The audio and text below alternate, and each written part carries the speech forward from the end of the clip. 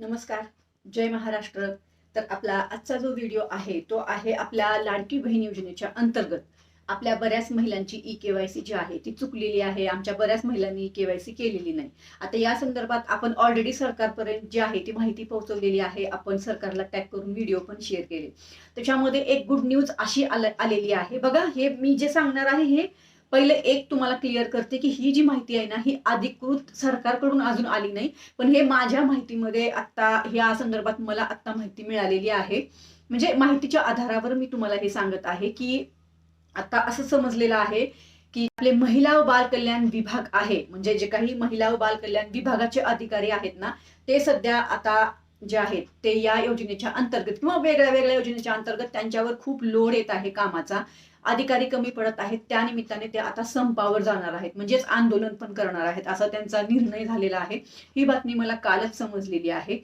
आता याच पार्श्वभूमीवर जर हे लोक जर संपावर गेले, तर मग आपली जी ई-के-वाय-सीची पडताळणी आहे ती होणार नाही. त्याच्यामध्येच अंगणवाडी संघटनेनं जो आहे तो विरोध केलेला आहे आपल्या ई-के-वाय-सीच्या पडताळणीला. हा दुसरा मुद्दा. त्याच्यानंतर तिसरा मुद्दा, जो टोल फ्री क्रमांक दिलेला आहे, त्या टोल फ्री क्रमांकावर आपला कॉलच लागत नाही. या संदर्भात मी सरकारपर्यंत माहिती पोहोचवलेली आहे. आता हे 3 मेन कारण आहेत, की तुमची जी ई-के-वाय-सी आहे, त्या ई-के-वाय-सीची पडताळणी होऊ शकत नाही. दुसरा मुद्दा जो आहे तो असा आहे, की जर अंगणवाडी संघटनेने विरोध केलाय तरी पण पडताळणी होऊ शकत नाही आणि टोल फ्री क्रमांक लागत नाही, त्यामुळे ही पडताळणी होऊ शकत नाही. आता ह्याच्यामध्ये 2 प्रकारच्या आपल्या महिला आहेत. एक म्हणजे ज्यांची ई-के-वाय-सी चुकली, पात्र असून त्यांना लाभ मिळत नाही, आणि दुसऱ्या ज्या कॅटेगरीच्या महिला ज्या आहेत त्यांनी के-वाय-सी केलीच नाहीये, पात्र असूनही त्यांना लाभ मिळत नाही कारण त्यांनी के-वाय-सी केली नाही.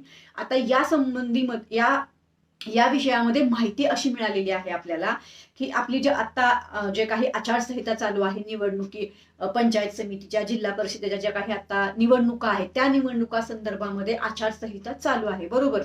तर या आचारसंहिता संपल्यानंतर आपल्याला पुढे ई-के-वाय-सीची पडताळणी किंवा ई-के-वाय-सी करण्यासाठी जे आहे ते 1 महिना पोर्टल ओपन करण्यात येणार आहे. 1 महिन्याची मुदतवाढ मिळणार आहे, अशी माहिती माझ्यापर्यंत पोहोचली आहे. पण मी परत एकदा तुम्हाला सांगते, ही माहिती सरकारकडून अधिकृतरित्या अजून आलेली नाहीये, पण मला ही माहिती मिळालेली आहे. बाकी आपला सगळा या योजनेच्या अंतर्गत जो विषय आहे, तो सर्व काही आपल्या महिला व बाल कल्याण विभागाच्या अंतर्गत चालतो.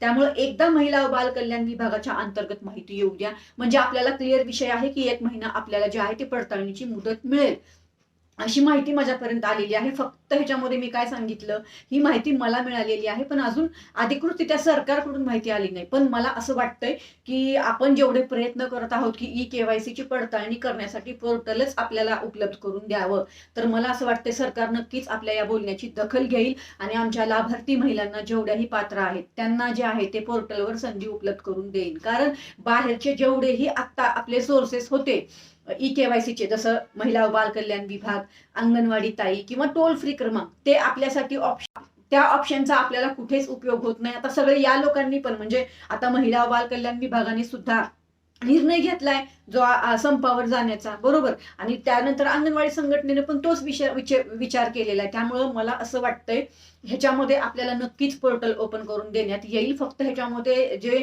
आता आचारसंहिता चालू आहे ना, तो विषय सोडला, म्हणजे आचारसंहिता संपल्यानंतर सरकार ह्याच्यावर निर्णय घेईल आणि तेव्हाच आपल्याला माहिती मिळेल.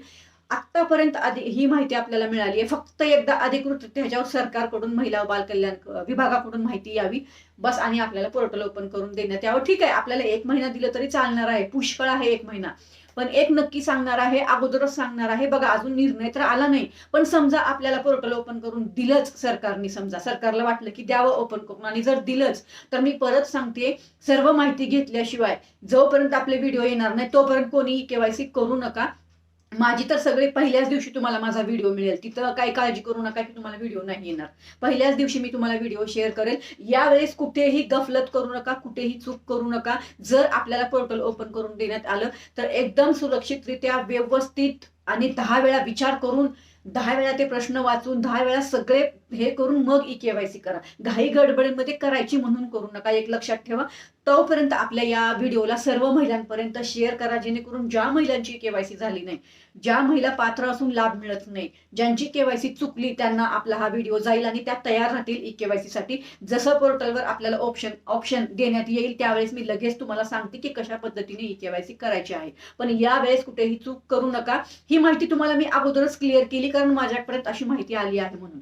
बाकी अधिकृतरित्या ही माहिती आली नाही, परत सांगते, अधिकृतरित्या माहिती आली नाही, पण आपली तयारी असावी म्हणून मी तुम्हाला हे सांगितलंय. नाही तर तुम्ही ई केवायसी पोर्टल चालू झालं, लागल्या लगेच गडबड गडबड गडबड करून घाई गडबडीमध्ये चुकीच्या पद्धतीने ई केवायसी करायला.